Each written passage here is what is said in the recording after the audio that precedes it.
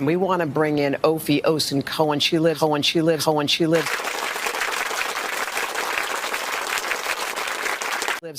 on the fourth floor of that complex. She was rescued right off of her balcony. Ophie, first of all, it is so good to see you. We're so happy that you're okay, but I can't imagine that you were just tucked into bed 1:30 or 2 o'clock in the morning and you saw and felt things. Describe what you went through. So we were sound asleep, as were probably most people in the building.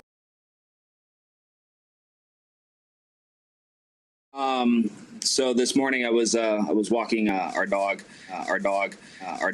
Building, we heard a weird sound. It could have been thunder, but it didn't really sound like thunder. Yeah, the ground shake and heard something that sounded like thunder. So I thought it could have been like, say, a possible storm coming in. And we felt the building shake. And we knew something was up. It rattled us. We immediately got out of bed. We looked around. We looked out the window. Our apartment faces the street. And I saw a plume of smoke coming up. Very unusual shape, and just everything about it was unusual. A few cars, not many at that hour of the night. And very soon thereafter, a police car that pulled up, and I heard a neighbor yell out, "What's going on?" And the policeman said, "We don't know yet." He was running around with a flashlight at that moment. Shortly thereafter, we decided we wanted to get out. And so we put on some clothes. As you can imagine, we were in our PJs, grabbed a few items, the essential things. And when I opened the door to my apartment, it leads to a long hallway. And all I saw was debris, and the partial debris was covering the door next to us as well.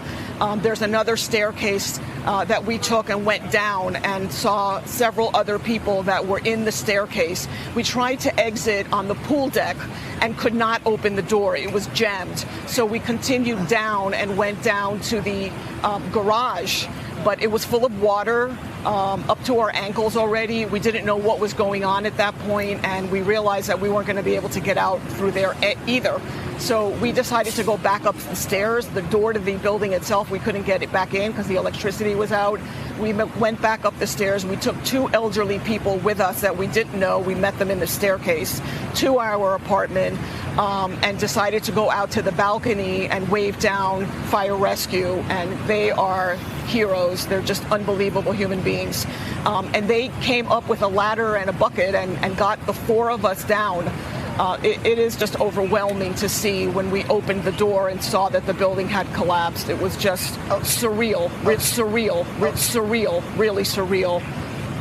Ophie, I mean, what you have just described is absolutely terrifying, and going all the way down and bringing your neighbors with you and then being rescued. And, this is a residential condo building. It's off season in Miami. Do you have a sense of how full it was, how many of your neighbors may have been sleeping in their beds in the portion of the building that went down?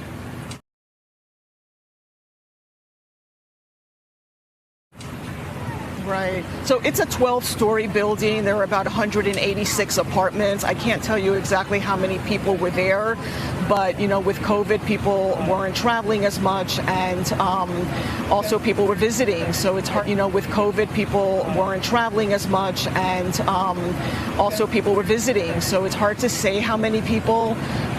We didn't see a lot of people initially because we were probably one of the first to get out. Eventually, we walked about 5 or 6 blocks to the community center, which was a station, a gathering station, and many people came after that, and others were waiting to hear from their loved ones. So I don't know how many people. I can't really estimate that at the moment. But people in the building are snowbirds. Others, come on the weekends. They have a home in other parts of Miami. And things have been busy, in the pool area. So I would imagine there were quite a few people there. Ophie, we did see a young boy being rescued out of the rubble. And I just wonder, while you were walking around down there, did you hear anybody? It was just, saying, "Please don't leave me. Please don't leave me." So I was just letting him know, hey, we're here. We're not going to. Unfortunately, we did hear screams.